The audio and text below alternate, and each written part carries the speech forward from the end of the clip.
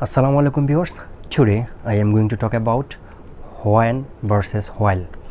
When এবং while এই দুটি ওয়ার্ড সাধারণত যখন তখন অর্থে ব্যবহার হয়, সেই জন্য আমরা খুবই কনফিউশনে পড়ে যাই এক অর্থবিশিষ্ট দুটি ওয়ার্ড কখন কোনো সেন্টেন্সে কখন কিভাবে ব্যবহার করব। সো আজকে ক্লাসটিতে আমরা শিখে নেই যে when এবং while কখন কিভাবে ব্যবহার করব।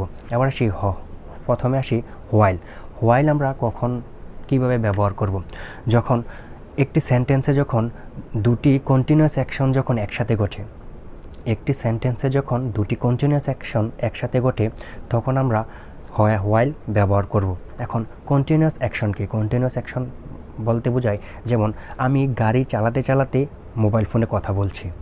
আমি গাড়ি চালাতে চালাতে মোবাইল ফোনে কথা বলছি। আমি রান্না করতে করতে গান শুনছি। আমি পড়তে পড়তে টিভি দেখছি। অর্থাৎ এখানে আমি পড়ছি আবার টিভিও দেখছি। এই দুইটা হচ্ছে কন্টিনিউয়াস অ্যাকশন। এই দুইটা কন্টিনিউয়াস অ্যাকশন যখন একসাথে ঘটবে সে তখনই সেন্টেন্সে while হবে। এখন আসি ফর এক্সাম্পল ধরি, don't talk over phone while driving. Don't talk over phone while driving, অর্থাৎ গাড়ি চালানোর সময় মোবাইল ফোনে কথা বলো না। সেক্ষেত্রে দুইটা কন্টিনিউয়াস অ্যাকশন একসাথে ঘটেছে, সেই ক্ষেত্রে আমরা while বসিয়েছি।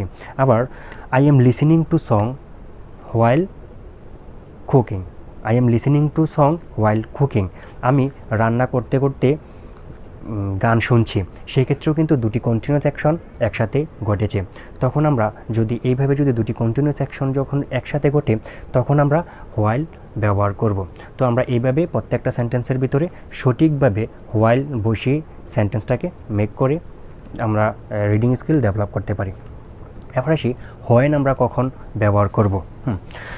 যখন দুটি সিঙ্গল অ্যাকশন একসাথে বোঝাতে চাই, যখন দুটি সিঙ্গেল অ্যাকশন আমরা একসাথে বোঝাতে চাই তখনই কিন্তু when বসে। For example, when are you going to school tomorrow.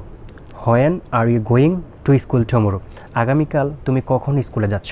when are you going to school tomorrow, অর্থাৎ আগামীকাল কখন তুমি স্কুলে যাচ্ছ। এখানে কিন্তু একটা দুটি সিঙ্গেল অ্যাকশন আমরা একসাথে বুঝিয়ে দিয়েছি। আবার আমরা when are you coming to the party tomorrow. when are you coming party tomorrow, অর্থাৎ তুমি আগামীকাল কখন পার্টিতে আসছো। অর্থাৎ সেক্ষেত্রেও কিন্তু দুটি সিঙ্গেল অ্যাকশন আমরা একসাথে বোঝাতে চেয়েছি। আবার